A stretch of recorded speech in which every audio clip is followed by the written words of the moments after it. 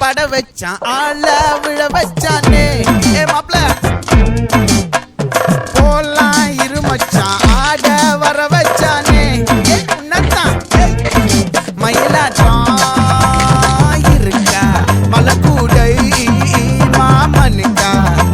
ஏய் பாரா பூவாரா கைசீரா என் வீரா ஏ நெத்தி இல்ல நெல்லா வட்டம் வச்சவனோ சுறா வட்டம் ஒட்டு மொத்த தென் மாவட்டம் ஓசை கட்டி வந்து நிக்கட்டும் ஏ பங்கே